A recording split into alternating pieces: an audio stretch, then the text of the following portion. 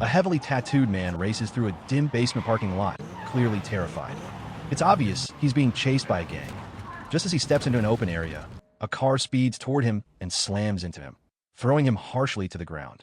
Moments later, the driver calmly steps out, showing no emotion. Without warning, he jumps back into the car and floors it in reverse, nearly hitting the man again. Meanwhile, we meet Hanagaki Takemaki, a 26-year-old stuck in a dead-end life. He wakes up in a tiny, messy apartment, exhausted and defeated. His breakfast is a piece of moldy bread. As he watches TV, a morning news report catches his attention. There's been a truck accident involving two names, Hinata Tachibana and her younger brother Naoto. Takemaki freezes. Hinata was his high school girlfriend, and Naoto was always nearby. Now they're both gone, caught in a violent clash between the Tokyo Manji gang and the Yakuza. He can't believe what he's hearing. But this is where it all begins, the story of Tokyo Revengers. Later at work, Takemaki can't stop staring at the news alert on his phone. The loss hits him harder than he expected. On the other hand, his coworker mocks him, calling out his sad situation, no girlfriend, no real job, and still stuck in the past. After work, Takemaki heads to the train station, mumbling about how pathetic his life has become. Suddenly, someone shoves him from behind. He falls onto the train tracks, frozen as a train barrels toward him. But instead of dying, Takemaki's eyes snap open. He hears teenagers shouting and looks around. Standing in front of him are his old high school friends, exactly as they were 12 years ago. Confused and shocked, he tries to explain what happened, but they just laugh, thinking he's overreacting about Hinata. Things get stranger still. Takemaki sees his reflection and realizes he looks like his teenage self again, with the same blonde hair. His phone is an old flip model, and the date reads July 2nd, 2010. Somehow, he's traveled back in time. Not knowing why or how, Takemaki decides to go with it. On the way to confront some second-year students from Shibuya High, he and his friends mistakenly challenge older third-year students instead, led by Shimizu, a tough member of the Tokyo Manji gang. From there, everything spirals downward. Takemaki remembers what's coming, a brutal beating, becoming the gang's punching bag. Just like before, they're outnumbered and crushed easily.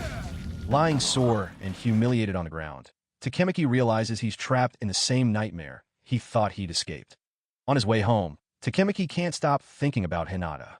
Instead of heading straight home, he goes to her house. When she opens the door, she greets him with a warm smile, unaware of the storm raging inside him. Later, they walk together to a nearby park. There, Hinata gently cleans the cuts on his face from the earlier fight. She stays kind and supportive, telling him he's stronger than he realizes, even if he doesn't believe it yet. After Hinata leaves, Takemaki remains alone in the park. That's when he notices Naoto, Hinata's younger brother, being bullied by older kids. Trying to help, Takemaki rushes in and kicks a swing to scare them off, but the swing swings back and hits him right in the face.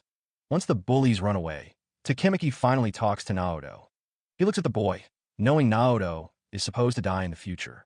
Determined to change fate, Takemaki reveals he's from the future and makes Naoto promise to protect Hinata no matter what. They shake hands, and suddenly, Takemaki wakes up in a clinic bed in the present. He's alive, and it seems like the train accident never happened. A police officer arrives and tells him that Detective Naoto Tachibana saved him.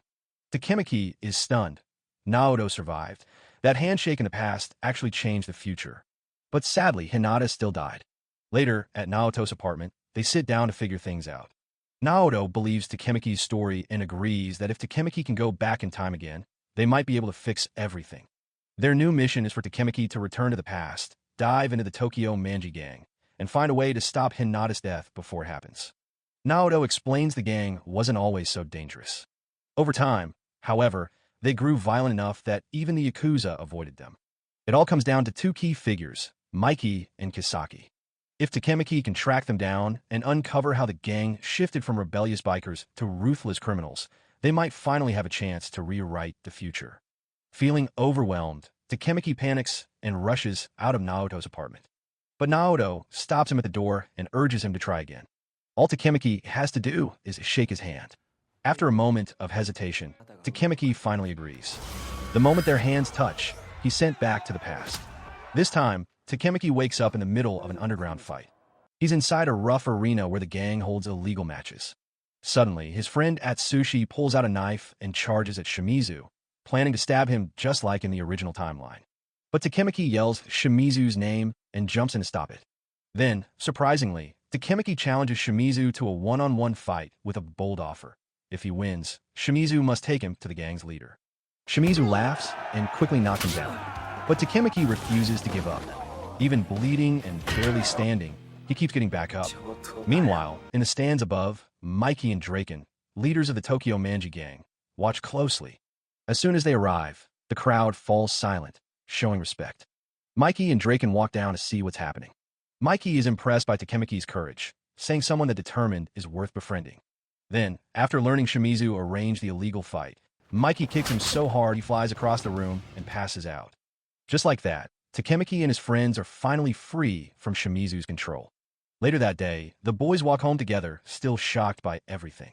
They laugh about Mikey's sudden appearance and how he said he wanted to be friends with Takemaki. Amid the jokes, they thank Takemaki. Because of his courage, they're no longer trapped under Shimizu's rule. That night, Takemaki shares a quiet moment with Hinata, watching fireworks. It feels like he's regaining a piece of lost happiness. He reaches out to hold her hand, but when he looks over, it's not Hinata beside him, it's Naoto. That unexpected handshake pulls him back to the present again. Takemaki wakes up in Naoto's apartment, confused but slowly piecing things together. Curious, Takemaki asks what happens to his body while he's time traveling. Naoto explains that his body remains behind, like he's in a coma, and time passes normally. So if Takemaki spends a week in the past, a week passes in the present too. Takemaki shares his experience meeting Hinata again and what happened with the Tokyo Manji gang. Naoto listens carefully, and as a detective, he knows Mikey is dangerous. Then Naoto says if Takemaki really wants to save Hinata, he might have to kill Mikey in the past. That shocks Takemaki that he doesn't know what to do. But before he can decide, he's pulled back into the past once more. Back in the past, Takemaki is walking down a school hallway when suddenly, a group of students attacks him. Before they can cause any real harm, Mikey appears out of nowhere and quickly takes them all down. Just like that, he saves Takemaki.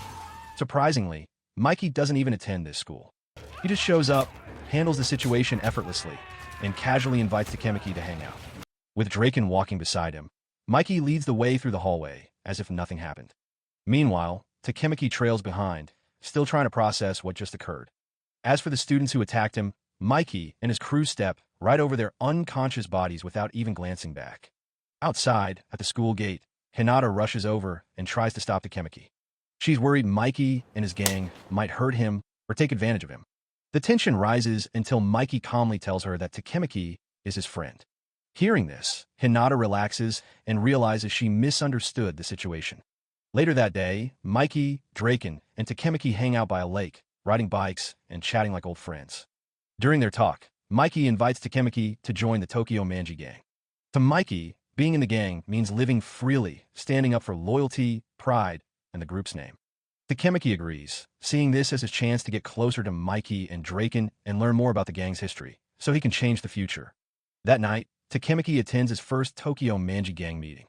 While everyone else wears matching gang uniforms, Takemaki shows up in regular school clothes, clearly standing out.